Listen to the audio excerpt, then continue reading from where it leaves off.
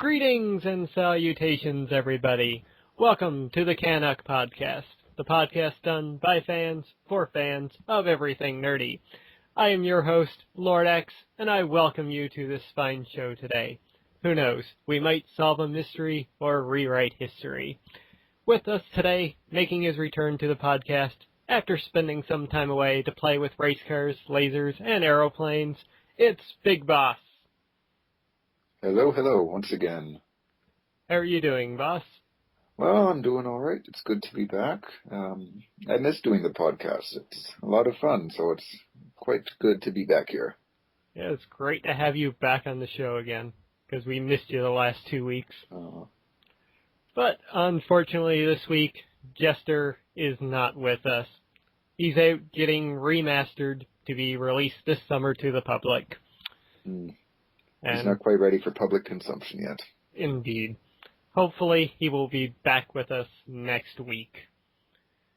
The month of March really hasn't been that kind to the three of us, as we haven't been able to do a show together yet this month. Not yet. Yeah. Some could say it's been madness. But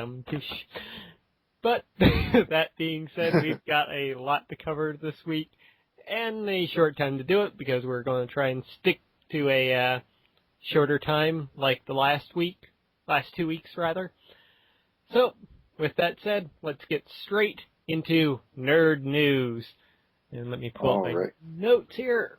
Alright, so we've got a slew of stories this week. And the first one, we've got another person stepping down. And I guess a lot of people are actually happy about this one. And that is EA CEO John Riccitiello has stepped down. Yeah. And I'm sure EA will continue going on with shitty-ass business as usual. Well, yeah, at the end, I kind of wonder how much of that really boiled down to him. Mm-hmm. And like he said, basically, it all come down to his accountability. And I guess that financially they've been a bit lower than what they expected, so he feels that he's accountable for it, so might as well step down. Yeah. It's actually good that he owed up to that, though, and not just that it was like some other matter of why he was stepping down. Yeah, agreed, rather than placing blame on other things, it's good that he's owing up and moving on, and we'll see what happens next for EA, but frankly, I don't think we'll see too much difference. Yeah, me neither. Hopefully they'd get somebody better in place of the company to bring back that good EA feel from the old days, but it's highly doubtful. Yeah, I mean, the machine's already been created, I guess. Now it's just who's going to be at the reins. But I don't know why a machine has reins. It's EA. I'm sure it's part of them. Metaphor.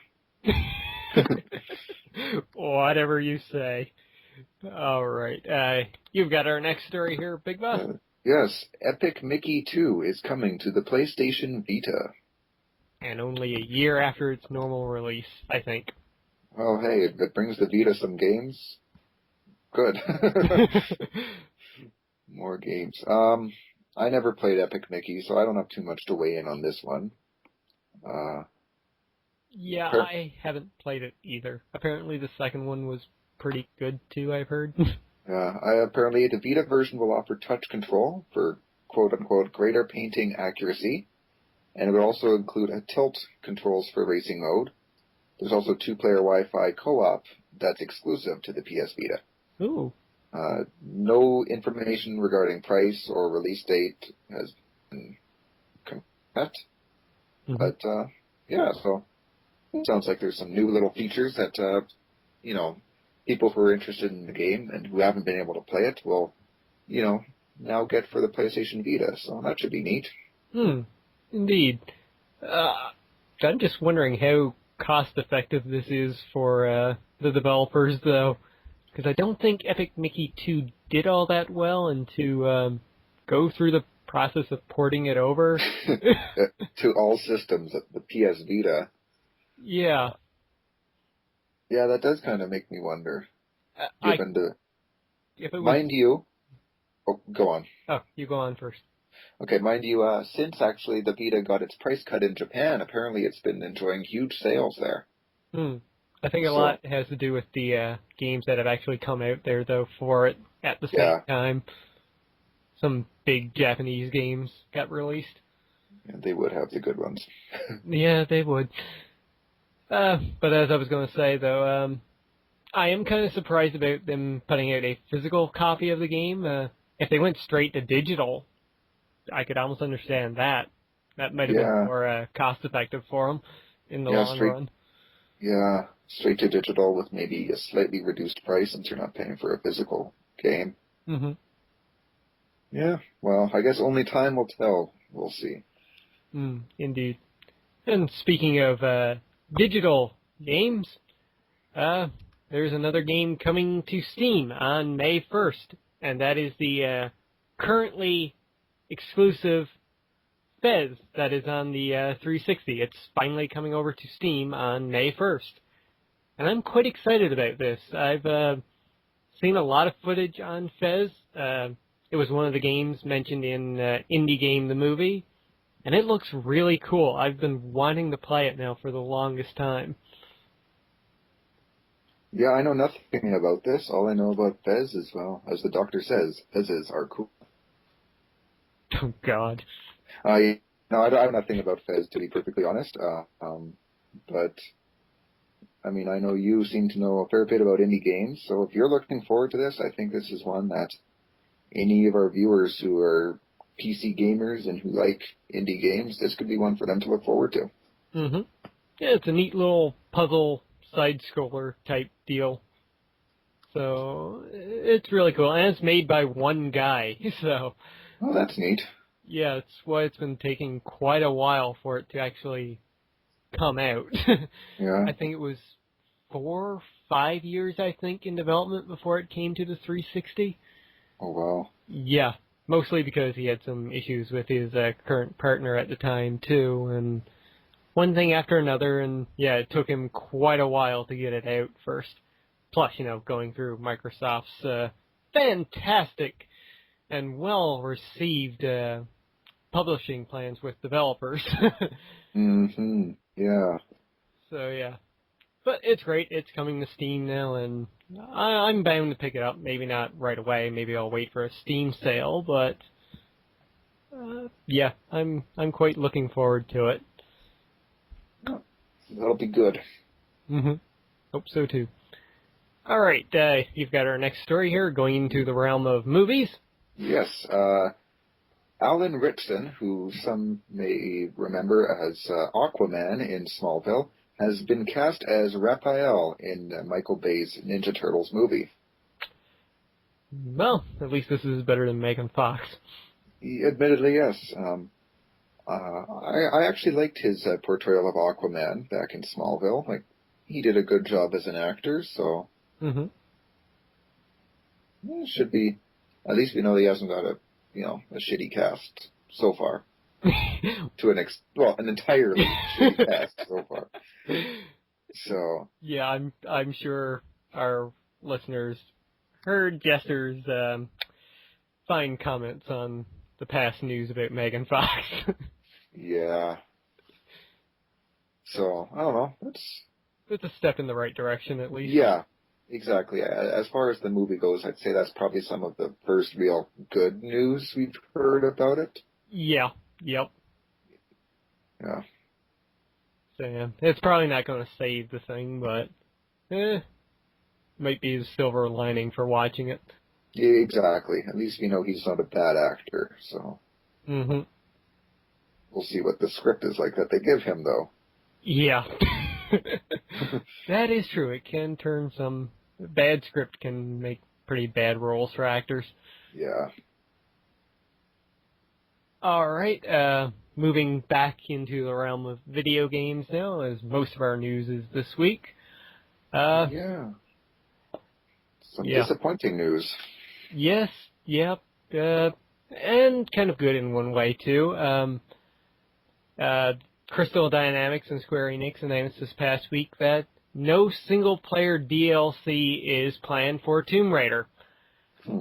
Which I'm kind of fine with, because this way, if you want to buy the game and experience the story, you don't have to buy any extra add-ons for the game. Yeah, no, that is a good point. When I did hear about it, my initial thought is, oh, that's kind of lame. But actually, when you say that, it's like, okay, it does kind of suck when the game is released and then they have all this new story mode stuff. It's like, and it almost kind of that stuff kind of becomes canon to the series. Mm-hmm. And then you missed out on it because you didn't feel like spending more money than you already paid on the game. Yeah. So. Look at Assassin's Creed, for example. Or Mass Effect, for example. Oh, yeah. I love the Mass Effect franchise, but I do find it kind of frustrating when the DLC is just, added in and that. Like, it's cool that you get all these extra missions, but at the same time, don't we already pay enough for the game to get the story? Mm-hmm. But I don't know anything about Tomb Raider's multiplayer. I'm not sure if you've played any of it yet. Unfortunately, I have. Oh, okay. They're trying to go with the same feel as the Uncharted multiplayer, which is a good step in the right direction, but I've had so many problems with lag into that, and it really hasn't been that great. But if they can improve onto it, it could be good. Okay. Plus, Crystal Dynamics, they didn't put in an online pass for the game, so if you even buy it used, you can experience the multiplayer for free. Oh, that's all right. So clearly the multiplayer isn't the main focus of the game, which it shouldn't be. Mm-hmm. Unless it's Call of Duty, but that's different. Yeah, that's... But I'm gonna take the time to quote the top-rated comment on IGN, actually. Okay. From that article. He says, "This is perfect news. This means I will not have to buy the DLC. Great to know." I wholeheartedly agree with that statement. So on that note, I think we will move on to our next topic. Yep. Deus Ex, Human Revolution Director's Cut confirmed for the Wii U. Look at that, the Wii U getting another port. Yeah. They're catching up, so, True. They're getting to enjoy the generation we just enjoyed. I'll try not to jab too much at the Wii U. I have been reading some things about this, though, and actually, if you haven't played Deus Ex and you own a Wii U, this is going to be the version you want to play, because they're including a lot of other stuff. Yeah. Reading here, like, the features that they're adding for the gamepad is pretty neat, too. Mm-hmm. Which includes touchscreen hacking, interactive map editing, augmented sniping, grenade throwbacks, and many more neural hub enhancements. Nice. One of the big things that I heard about is that they've actually tweaked the boss battles, which was a big problem in the games beforehand. Oh, really? Yeah. No matter how you play through, the boss battles usually came down to you needing to use brute force in order to beat them, because it turned into a flat-out shooter at that point. If you went the stealth route, you were kind of screwed when it came to the boss battles. Yeah. But they've edited this through. I can't remember which article I was reading now. I think it might have been one on IGN. But they talked about the first boss battle. Instead of going straight in to fight the boss now, you could hack your way into another room, open up the automatic turret room, go in, get a turret, and that turret could actually defeat the boss for you, without you even shooting a single bullet at the boss. So they're really changing up the game a bit and improving on it.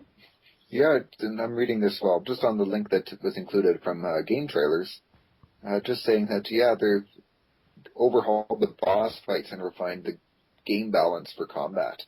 Mm-hmm. So, that does seem good. I didn't finish Deus Ex when I played it, but I played solid chunk of it, I would say. Mm-hmm. And yeah, I just found myself playing it like a shooter. Yeah. A shooter where I happened to do a little bit of sneaking from time to time and then, shank them with my arm blade thingies. Yeah, I tried for the stealth route myself. I never got very far, but I own it on both PS3 and PC now. I've been meaning to get back to them. Oh, yeah. Yeah, no, I started out thinking I would go kind of more stealth, but then that quickly changed right back into shooting. Because, like you said, I mean, that was the most viable option, so. Mm-hmm. Yeah. One last little thing to mention on this, one of the other little inclusions that I read about that they're putting into the game is the full strategy guide will be included in-game. So if you pause your game, you can pull up the strategy guide to the exact point at where you are. It will actually know where you are in the game and bring up the strategy guide to that point, so it can actually help you that way, which is a really neat inclusion. Yeah, that is really neat. I wouldn't mind seeing more games do that, actually. Mm-hmm. And going with the Wii U, I mean, you could have the strategy guide on the touchpad. Yeah, exactly. Flip through it like an ebook reader. Exactly. One final thing on this, just to say, is the press release confirmed that there was no specific release date. However, Amazon has it listed as May 7th, 2013. Okay. So, something to look for Wii U users. Yeah, they can get it something else that we've already played now. For, 2 years, I think?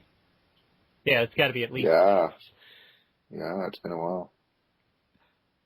All right, I've got our next story here, which is another rumor, which is something that we've actually speculated on the show in previous episodes.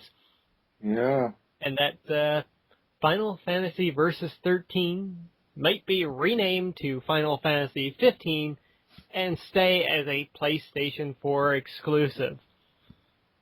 Which, if Square Enix does this, they can have my money. Yeah.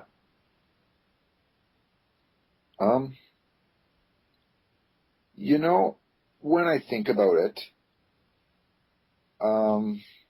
we've been waiting for Versus 13 since basically we found out about Final Fantasy 13, which I believe was back in 2005. Yeah, it's about that, 2005, 2006. Yeah, we've been waiting a long time for this game.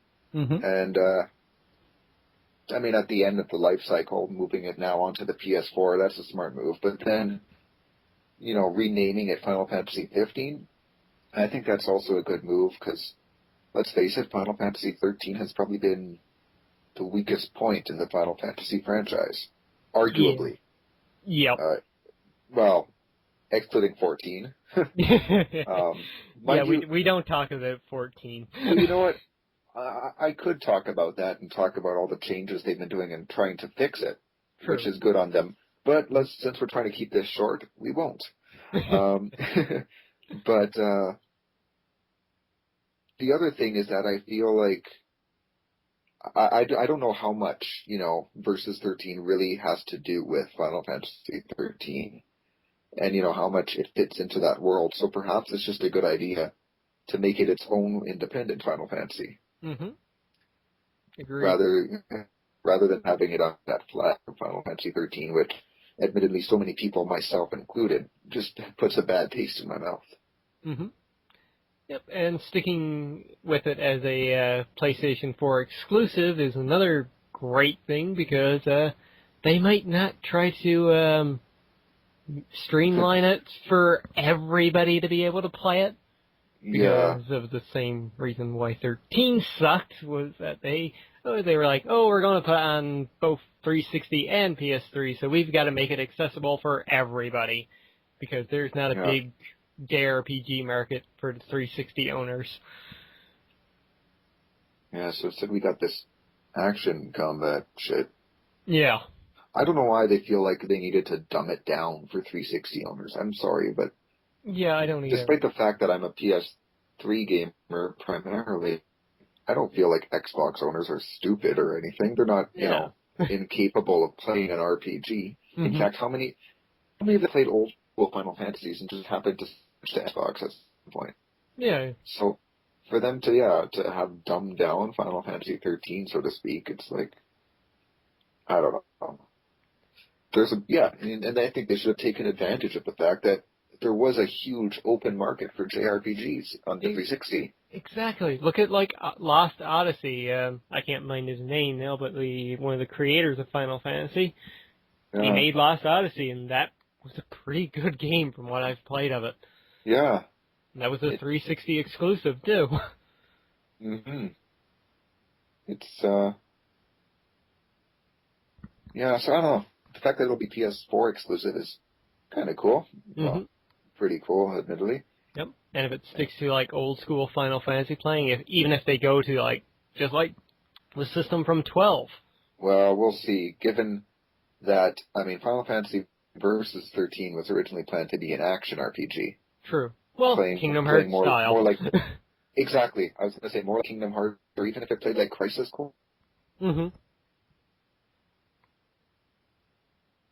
If it played just like Kingdom Hearts, just happened to be in a Final Fantasy world, yeah, that would be perfectly acceptable to me. Mm-hmm. Same here. All right. Speaking of old Final Fantasy games, are trophies coming for PS1 and PS2 Classics? God, I hope so. Well, I know you do. You trophy whore, you. Yeah, so this could be interesting. Yeah, the article showing like the patent that Sony filled out. It's a unique way to integrate them, that's for sure, if they can do it. Yeah. Like, I wouldn't mind throwing up some of the old PlayStation 1 classics and earning trophies. Crash Bandicoot, Spyro, the old school Final Fantasies. Oh, exactly. That would give me more incentive to play through, Final Fantasies 1 through 9. Mm-hmm. The exception of 8. Mind you, they don't have 3 on the PlayStation Network, and Final Fantasy 4 is only on the PSP. Mm-hmm. But Final Fantasy 4 is on PSN. Really? Because I bought the PSP version on the PSN. Mm-hmm. And I put that on there. I think it is anyway. While we talk here, I'll just check it out. I know, 1, 2, 5, 6, 7, 8, 9 are all on the PSN. And if they all get trophies, well, there's some more reason to, play through all the old school Final Fantasies that, frankly, I haven't played. All of them. Plus, there's also Chrono Trigger, Xenogears, Vagrant Story. Mm-hmm. The Wild Arms games. Suikoden. Yeah. Not to mention, as you said, Crash Bandicoot, Spyro, Metal Gear Solid, Chrono Cross, Chrono Trigger, which I think I said already. Even the fishing game they have on there that I always see next to Metal Gear Solid. You could get that, get some fishing trophies. Oh, that would be awesome. Parappa the Rapper. Oh yeah, that would be a fun one to get trophies for. Oh yeah, I can see the final one now. I gotta believe. Platinum. You gotta believe. Yeah. Yeah, no, I think that'd be really cool, because it would, ourselves, we grew up with those games, but how many, younger people didn't really grow up playing Crash Bandicoot and stuff? Mm-hmm.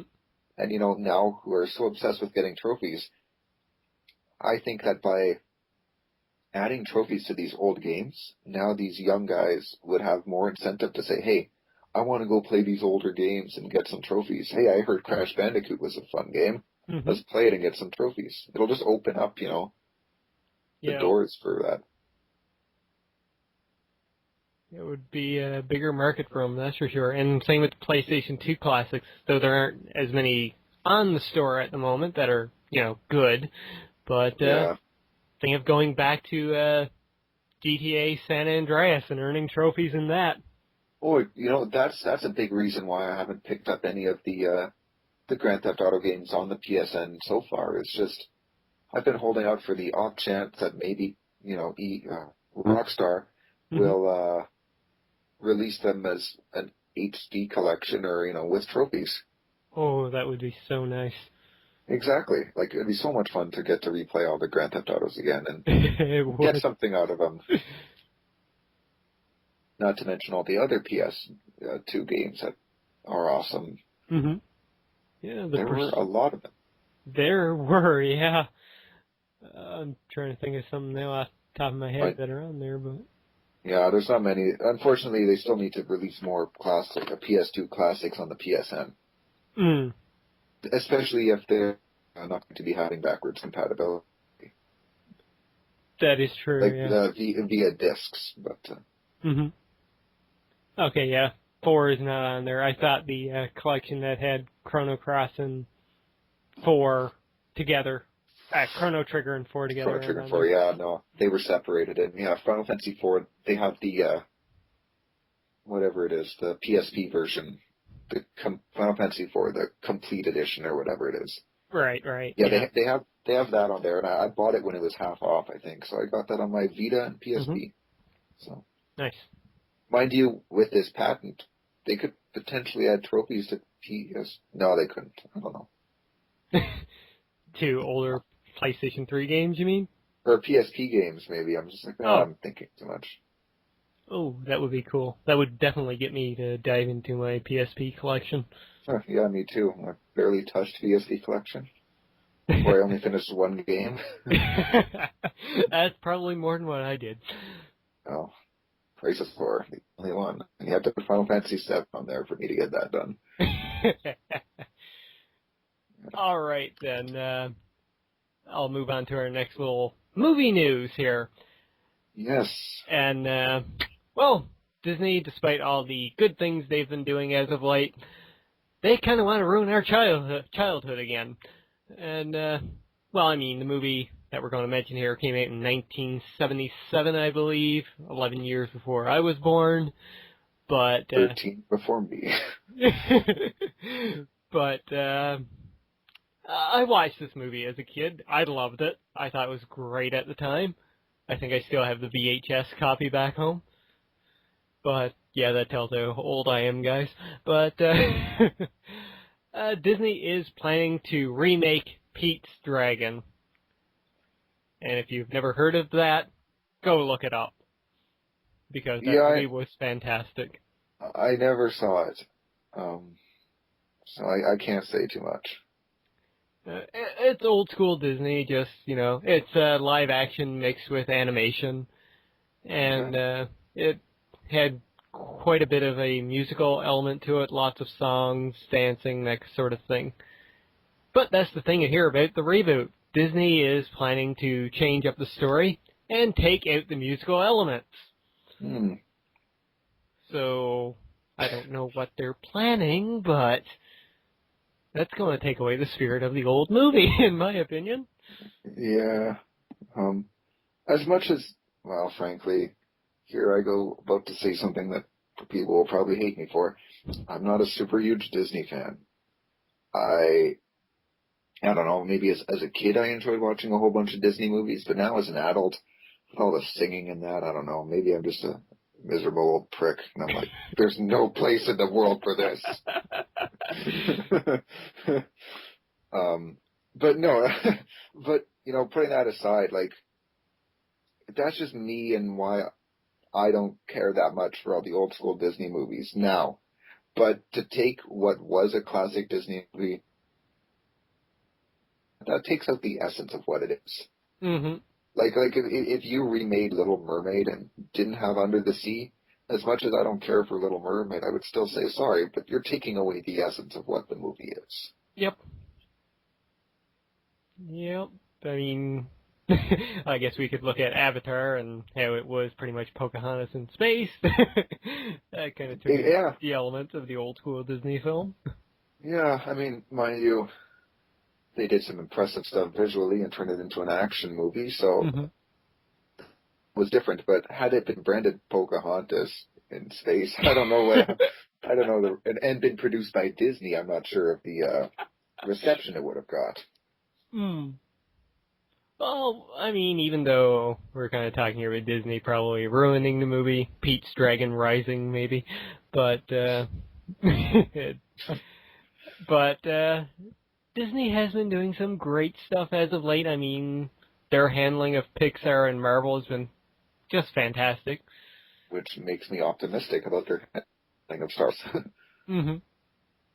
Yeah, not to even their latest movies like The Princess and the Frog and Tangled. Like, Mm-hmm. those are both very enjoyable movies. Yep. And, well, even though it's slightly older, but not like old school Disney, I loved Lilo and Stitch. Mm-hmm. I thought that was a great movie. And even the series on TV was pretty enjoyable, too. So, no, Disney's done good things even in, like, their more recent years. So, Yep. So there is hope. There is hope that they can, do it right. Agreed. All right. Let's keep moving. Yeah. This one should be interesting. Yep. At Xbox Durango, which I think you're skipping ahead here. Oh shit! Yeah, sorry. My links opened in a bad order apparently. All right, let me go back to the article news before I fuck everything up. All right, Quantic Dream, the developer behind Heavy Rain and Beyond Two Souls, is working on a PS4 game. Surprise, surprise. Yeah, woo. Especially sure. after that tech demo that they showed. Mm-hmm. I'm sure somewhere right now Jester just started screaming, dancing around. I was just about to say that exact same thing. Somewhere Jester is just like, I don't know, doing something joyful. Yeah, see, somehow he heard us mention Quantic Dream, and he's doing cartwheels now over in England. Yeah. But, yes, not a big surprise, but, hey, anything Quantic Dream wants to do, especially with the power of the PlayStation 4, given what they're doing right now with the PlayStation 3, this definitely gets me excited. Yeah, and taking a quote from the article here, where the guy, Bondomier, I'm French and I can't even say that. He quotes as saying, "Innovation is part of our DNA. We've never duplicated ourselves. We never clone ourselves or other people's products. We always try to create new experiences." That gets me excited, Mm-hmm. Like, I mean, you look at Heavy Rain, and that was like nothing else ever done. Mm-hmm. And Beyond Two Souls is looking the exact same way. Yeah, exactly. And so now another, now working on a PS4 game that we don't know anything about. Mm-hmm. Like, that should be cool. Yep. Especially, There's some speculation that it could be called Singularity, I believe.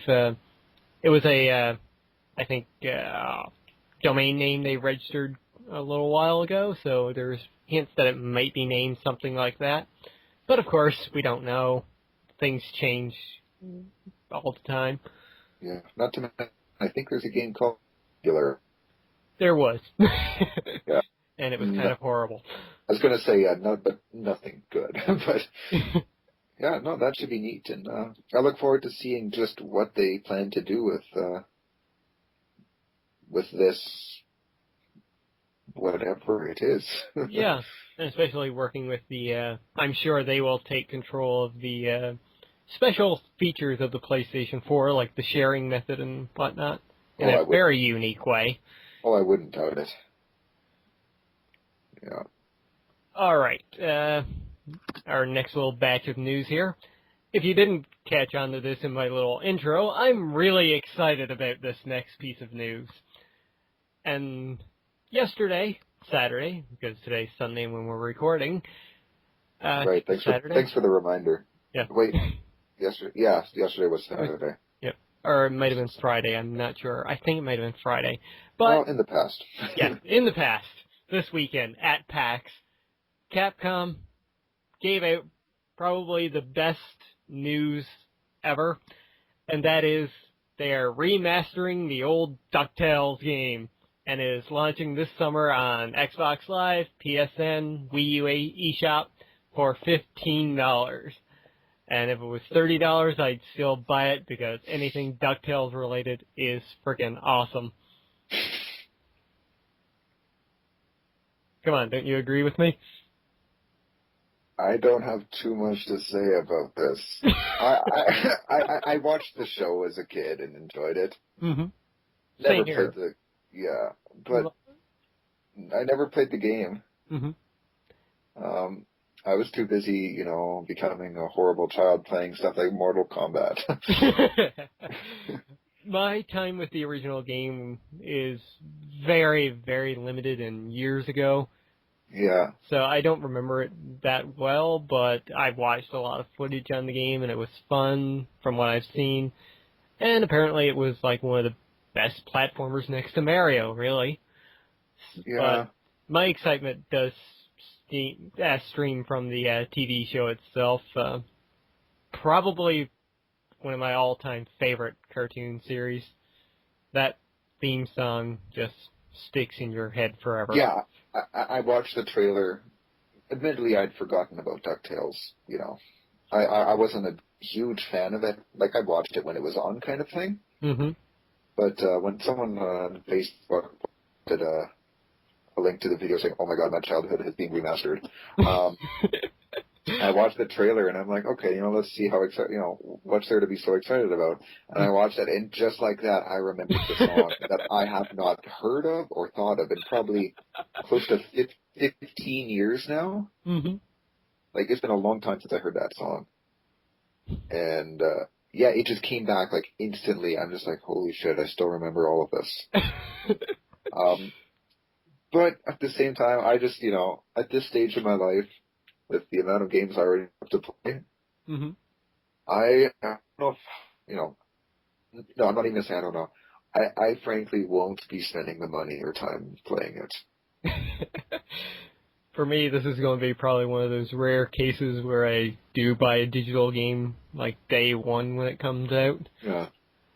Don't really do that often, especially now with PlayStation Plus, where they actually tend to give them out for free after a few months. So, but yeah, this one probably will get my money for the sole fact that they're saying that if this does well, they may be remastering other classics like Darkwing Duck and Chip and Dale Rescue Rangers, which would be also good. A game that I did play a fair bit back in my childhood.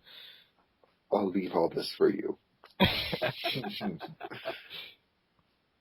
Yeah. All right, then. Let's move on to something else that does have me excited, but you can...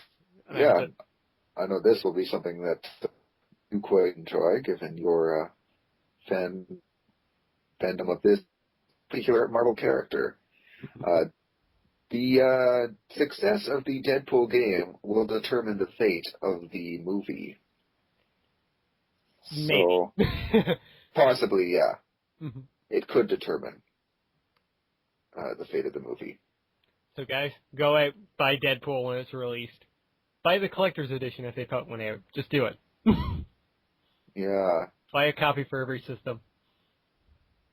I guess that, yeah, it basically comes with the fact that they're not fully confident in the success of Deadpool. Mm-hmm. Whether it's fully marketable to a mass audience and, the funding that is required to make a movie, mm-hmm. especially given, Deadpool and the amount of certain violence and whatnot would not exactly make it a kid-friendly comic book movie. Yeah, that's been one of the big things mentioned as of late about the Deadpool movie. Even Ryan Reynolds was talking about it as well, and he was saying it's got to be, like, hard R-rated, and the studio is kind of iffy on that sort of deal, especially after how Watchmen really didn't do that well in theaters. Yeah. At the same time, though, I mean, Kick-Ass maintained its R rating form and did fantastic. Yep. So much to warrant a sequel. So, violent superhero movies could still, are still success, can be good. Yes. And do well is the big thing there. Mm-hmm. But also, I mean, Deadpool, while popular amongst us nerds, mm-hmm. isn't the most mainstream character either. Exactly. And some people may have seen the much more mainstream, quote-unquote, movie X-Men Origins Wolverine, and their concept of Deadpool has been forever bastardized by, Yeah. ruined Deadpool completely. Apparently, Ryan Reynolds was also saying that there was mention of that that version of Deadpool, quote-unquote Deadpool, being mentioned in the Deadpool movie. Deadpool being pissed about the fact. And that's another thing I read a while back, is that actually Ryan Reynolds is a comic book fan and is a Deadpool fan as well. Mm-hmm. So apparently he wants to see this movie done right to do Deadpool justice. Mm-hmm. So, well, I mean, we could look at his portrayal of Wade Wilson in X-Men Origins Wolverine. The only thing I actually liked about that movie, he played a good Wade Wilson. No, exactly. When he was still Wade Wilson before they sewed his mouth shut. I mean, I'm sorry. You don't sew Deadpool's mouth shut. That's like ruining Deadpool. Yes, and you don't give him rocket blades or eye lasers. Yeah, I mean, that's just extreme icing on the cake. Mm-hmm. Not icing. It's like shit on the bad cake. Mm-hmm. But anyways, yeah. Like, no, he did a good job portraying Wade Wilson, the smartass, basically. Mm-hmm. If this movie happens to be what it is, if it happens to come out, I mean, Ryan Reynolds is the guy to do it, and then... Yep. Yeah. So hopefully, the game will be good. Mm-hmm. It's looking fantastic. It's looking good, so hopefully it continues to go that route, and hopefully it does well. So that way we can, they can justify putting the money into the movie. Yep. And then when the movie comes out, you better go and see it. Indeed. Or else. Well, I'll see it at least 10 times, so. Yeah. I know I'll see it for sure. Mm-hmm. Regardless of whatever I hear, I'm going to go see it. All right. We've got one more final news story this week, and we're doing absolutely fantastic on time here. Yeah, the one I started talking about and then got interrupted. I screwed that up. My bad. Yeah. And that is, there are more rumors about the next Xbox. Quote unquote, the Xbox Durango. The Dodge Durango. There's a new rumor out that it's going to require all games to be installed, thus removing the used game market in that fashion. My question is, if this ends up being true, what the fuck is Microsoft thinking? Yeah, and you see, it's not just like, at first, when I first heard this, like, I didn't bother to read the article. Mm-hmm. When it said that it requires all games to be installed, I kind of thought just like, how the PS3 requires how many games to be installed. So you install the data so everything moves smoother. I'm like, oh, well, that's not such a bad thing. Sure, it takes a little extra time, but whatever. Mm-hmm. Then after reading it, it's basically it's going to turn the Xbox into a PC where you buy your game, you install it, you use your code to install it or whatever, your activation code. Mm-hmm. And then that game is useless to anyone else. Yep. The disc just goes onto your shelf to never be put in your system again. And that's the other thing I question, too, because, I mean, now we're basically buying these discs. We're installing them, and then what? Okay, disc is used up. Do I just throw it out, or...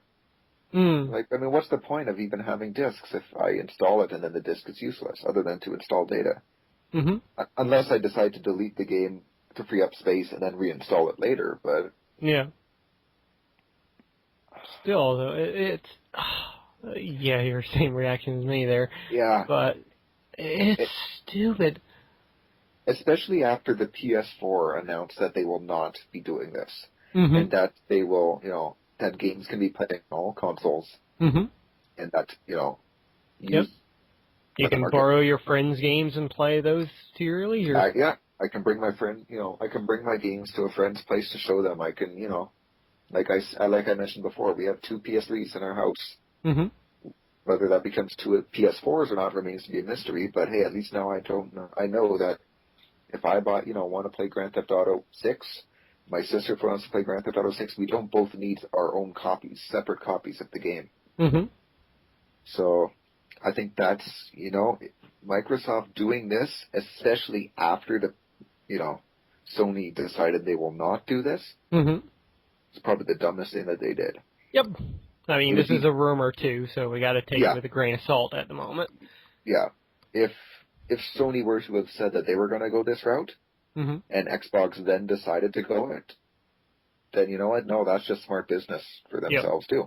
Mm-hmm. But the fact that they know Sony won't means that, this is not...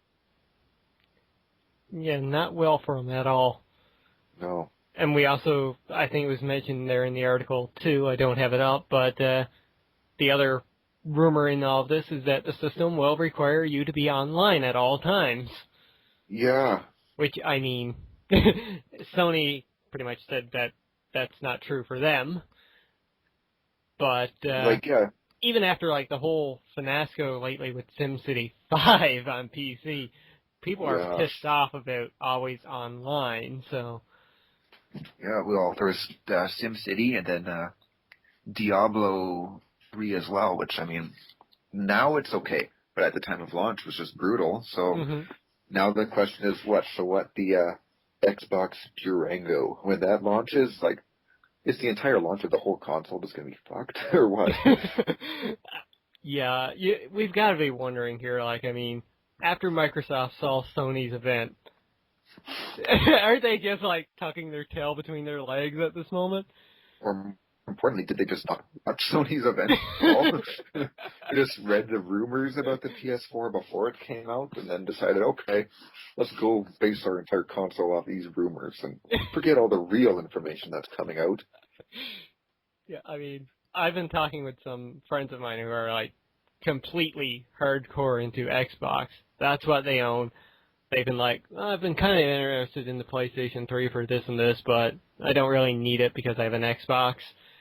And all of them are yeah, I think I'm going with a PlayStation 4. Yeah, even reading the article and reading the comments on IGN, the top comment comes from Bert Macklin, FBI. I've owned an Xbox 360 this entire time, but so far, everything I've read about Durango makes me want to switch to PS4. And then as I scroll down, more and more people are saying, hey, yeah, I'm glad I switched to Sony. I've already made the switch. Microsoft just keeps ripping them off. Mm-hmm.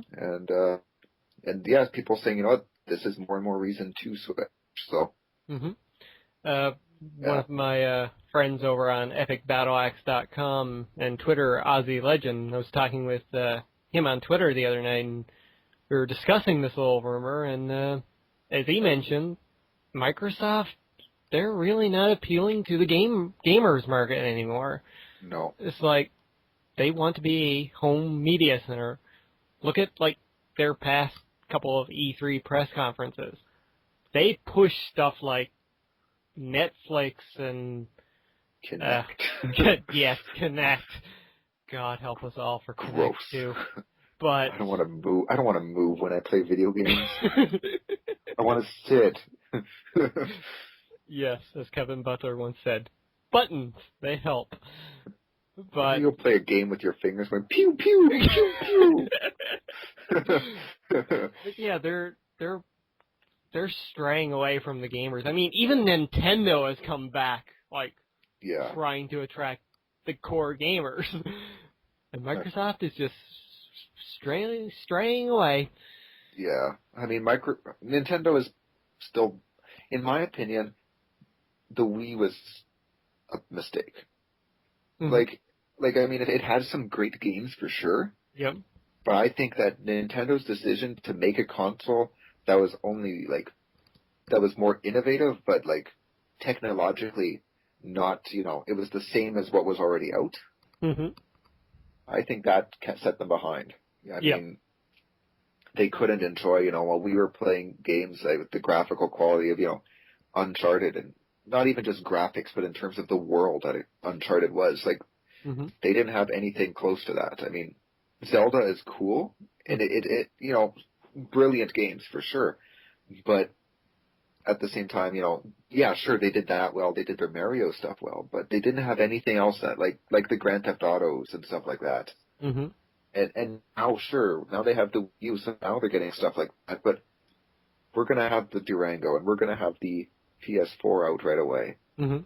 And, well, by the way things are going, I'd be more tempted to buy a Wii U than a Durango. Admittedly, yes. But just saying that, Nintendo is still, they're behind, but at least they're focusing on ways to appeal to the gamer. They're not making you pay for online gaming. Mm-hmm. They're not making you install all your games. They're not saying, hey, no, use discs. No, you don't always have to be online. Mm-hmm. So, I mean, as much as I want to say Nintendo made mistakes with the Wii, at the same time, I have to commemorate them for the reason they made these mistakes was because they still were trying to find ways to innovate gaming for the gamer. Mm-hmm. So, rather than being a home entertainment console, it's, let's focus on where did Nintendo start with gaming? So, yeah. I don't know what Microsoft's doing, but they've definitely got to change up their strategy before they try and release this. Otherwise, like I said, they are kicking themselves in the ass for sure. Yeah, going into the next generation of consoles, I knew I'm going to get a PS4. Mm-hmm. At some point, I might get a Wii U just for Zelda. Mm-hmm. But I thought, later on down the line, I'd probably get a Xbox 720 or Durango or whatever I was thinking it was called at the time. Mm-hmm. I'm like, I'll probably get one of those too. Once it drops in price and they have some games on there. Because, I like Gears of War. I enjoy Halo. So it's like, there's still some appeal. But after hearing all this, it's like, maybe I'll just skip it altogether. Because I don't know how much I want to give my money to Microsoft when this is how they treat their consumers. Mm-hmm. And besides, most of their exclusives come over to the PC eventually anyway. Yeah, exactly. All right, that pretty much wraps it up for our news stories this week. We managed to do it in under an hour. Go us. Yeah. All right, then. So do you want to announce our next segment, or bring in our next segment? Sure. Our next segment is our been playing, been watching, and been reading. Indeed. So, I suppose I'll kick this off, I guess. Sure thing. For been playing, I have decided to, after playing Metal Gear Rising, that kind of reignited my love or my interest, given that how different the games are, my interest in the Metal Gear Solid franchise, my favorite franchise of all time. And I said, hey, you know what I haven't played in a long time? Metal Gear Solid 3 Snake Eater. So, I've been, I played through that. I'm done it now. And, I don't think I've played it since 2007. So it's been nearly six years for me. Mm-hmm. And the story still blows my mind. The gameplay is still, I played the HD remastered. Gameplay is still very relevant, very fun. Practically, as far as the remastering goes, it's like, it looks amazing, actually. Mm-hmm. I'd say it could rival some PS3 games. Oh, wow. Not the top of the line PS3 games. Like, it's not going to outdo Uncharted or even Metal Gear Solid 4. Mm-hmm. But early PS3 games. Yeah, compared to some PS4 games, or I'm sorry, we talked too much about the next generation. But compared to some of the games that are out, I would say that it holds up to them, which is very impressive coming from a PS2 game. Nice. I've been meaning to get back to that one myself after I bought the collection. I played through 2, but I didn't go to 3. I didn't. Did you ever beat 3? Oh, yes. Okay, good. I bought the PS2 collection when it came out. I bought it when it was still Snake Eater. I bought it when it was Subsistence. Mind you, my Snake Eater to my desk. So at home I have a copy, or a case of Metal Gear Solid 3 Snake Eater with no disc. But Very nice. All right, the first game I'll mention here for been playing this week, I've taken a trip down memory lane, in a way. Not as graphically great as Metal Gear Solid 3, but I have been... Hold up. You could say that instead of taking a trip down memory lane, you've taken a trip down memory trail. Yes, I could. My word, I'm supposed to be the pun-isher around here. Sorry, I had to stop you and had to carry on. Oh. I have been playing the Oregon Trail Director's Cut, which is a pretty much remastering of the original Oregon Trail game, but set in a zombie apocalypse, where you are traveling from the east coast of the United States to the west coast in a station wagon. The game is out right now, and it's $4 on Steam, $3.99 at the moment. So I really encourage people to go out and pick it up. There are achievements for the game, so you can look forward to that. But it's really fun. It actually kind of reminds me of The Walking Dead. One can say it's the better of the two Walking Dead games that came out this past week. Yeah, we won't talk about the other one. But, yeah, Oregon Trail Director's Cut. I really recommend it. It's pretty much fun.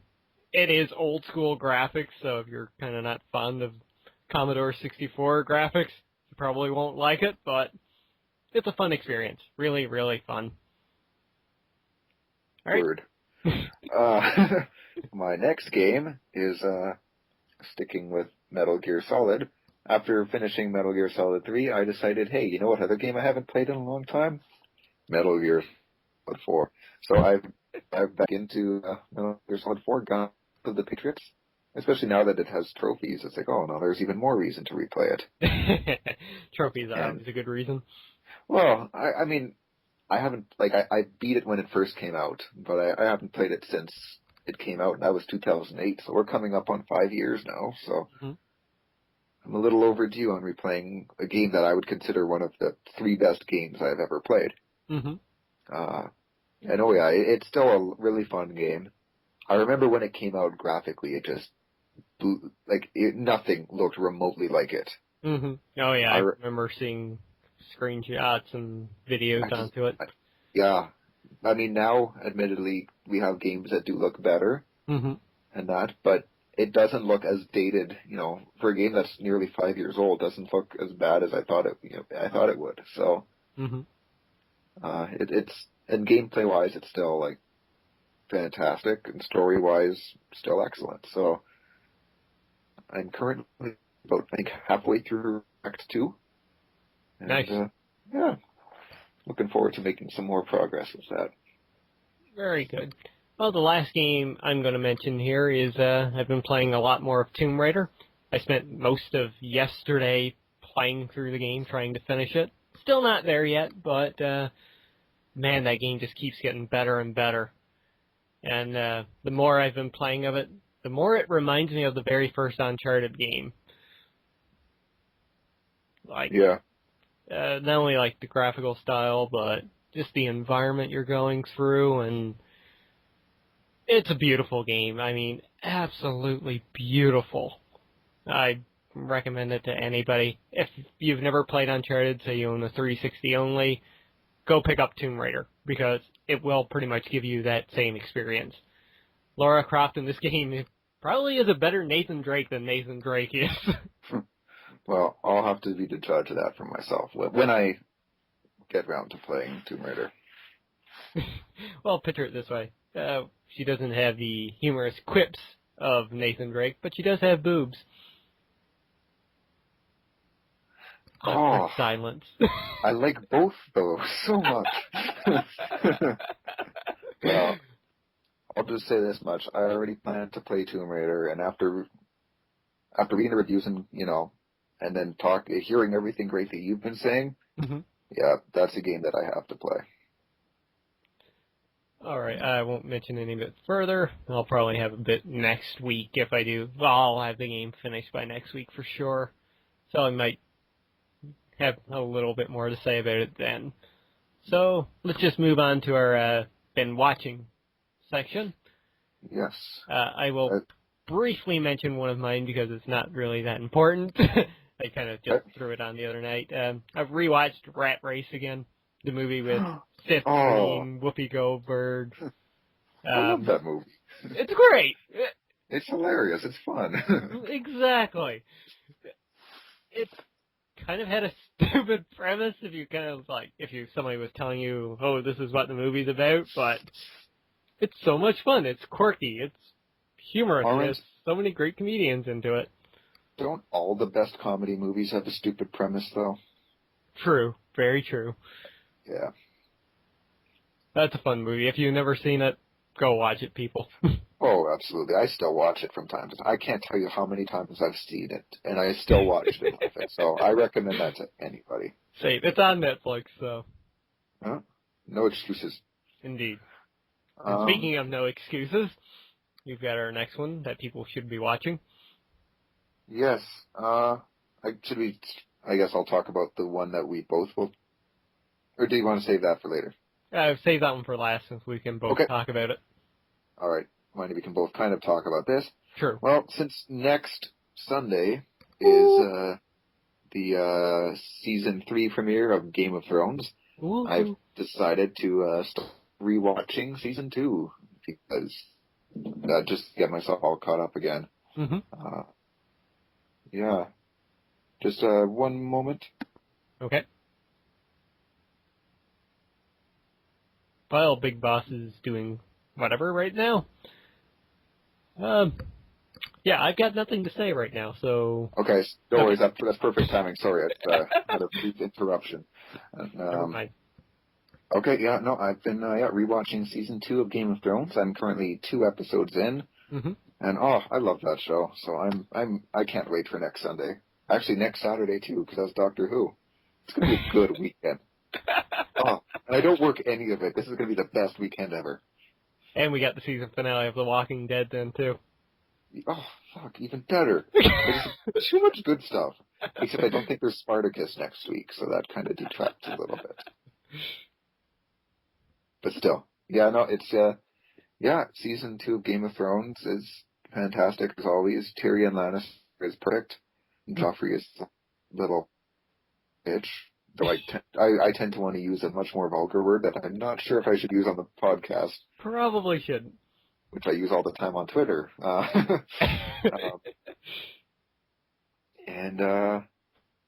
Arya is still awesome.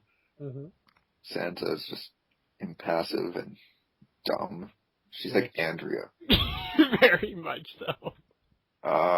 And that's all I have to say, which will lead us to our next topic. Indeed. Show that we're discussing. So, spoiler warning, if you have not watched the last episode of The Walking Dead. Dun dun dun. So yeah, I think maybe X should, in the video description, include a kind of time mark stamp thing to say, fast forward to here if you don't want to hear the upcoming spoilers from last week's fantastic episode of The Walking Dead. I will have that up there for sure. All right. So. Yeah, it was great. And speaking of Andrea, a little bit of respect earned back from her. About time she actually started to grow some, metaphorical female balls to stand up to the governor and, do what was actually right rather than just being a little bitch and being like, oh, I'm stupid and, he's the governor. We shouldn't question him. He wants what's best for us. You dumb bitch, open your eyes. You don't know what's going on. Fuck. Well, it possibly has something to do with her hearing about the governor's time with Maggie. She was probably just jealous at that point. Yeah. She's boning him. Anyways, it was a fantastic episode. Very suspenseful. Yep. Like the cat and mouse kind of. Oh, that was so good. It was like a good horror movie. Yeah, yet not scary. just suspenseful. Like, I don't do horror movies. I don't like being scared. But the suspense that just kept you on the edge of your seat where, I mean, I said before I wouldn't care if Andrea died. In that episode, yeah, I did care if Andrea died. I didn't want her to get caught by the governor. So, I would say a big reason of that was, like, we wanted to see her get back and warn the guys at the prison. Yeah, I think that also, yeah. If she was just running on her own, I probably wouldn't be too invested, but given that kind of the fate of Rick and the others is kind of riding on that, has to do with it. And yeah, and we got to see a little bit of the other guys at the prison too, Tyrese and his group. Yeah, and how it appears Tyrese is having some doubts regarding the governor as well. Yeah, he wasn't too fond of some of the practices that they were seeing. No. Which is a good sign. Yeah, the governor is evil. Not to mention, his name escapes me now. But, the scientist? Milton. The nerdy... Milton, yeah. He, burnt the zombie pit. Indeed. At least yeah. Oh, that's what it looks like anyway. I think we're it didn't go outright saying it, but it very much implied it pretty clearly. So even now he is, mind you, it also had to do with I think it kind of started with the previous episode when the two groups met and Melton was talking with Herschel, and then even Daryl was talking with other dude from the governor's camp. And they got to see that, in the end, both they're actually pretty similar as, people. I mean, and in the end that, not just that, but they're still people. Yeah. Yeah, it's just a situation they've been each thrown in where, they gotta do what they gotta do to just survive of themselves. Yeah, so, no, it's, it was a great episode. Some good twists along the way. And that ending, holy shit. Yes, and I was just about to say, and the ending of it. I mean, Andrea, she was so close. Oh, I know. Especially when Rick was in the tower looking, and she started to approach him with her arms up. Yep. And then the governor tackled her, and Rick saw the movement and was looking, but then just turned away because he didn't see anything. Speaking of that, Rick being on lookout, I mean, whose idea was to put him up there? He sees dead people. Mind you, he hasn't seen dead people since Axel got shot. True, but still. he you know what? Maybe it's better that he be than be leading. True. That is a fair point. Though I think since he ran back into what's-his-face again from the first season, he's kind of gotten his senses back about him. But still, even if he saw the rustling in the bush and was like, well, that's just Laurie again. Moving on. Yeah, that's also true, Maybe he just thought he was seeing things, I don't know. But regardless, Andrea was so close. And now I'm really looking forward to seeing what happens tonight. Though I may not watch it till tomorrow. Given that I'm pretty busy for the rest of the night. But yeah.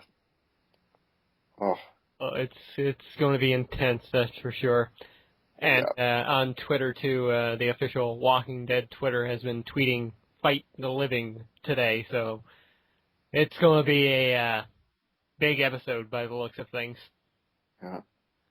So let's join that stuff and tag it up with some Fight the Living hashtags. But no spoilers, please. I don't want to read your tweets while I'm at my birthday dinner tonight, and it's all like, okay, oh my god, I won't Andrea tweet anything short of damn. Okay, I appreciate that. We'll be able to discuss it next Sunday on the episode. Yes, hopefully we will all be here next week to discuss that.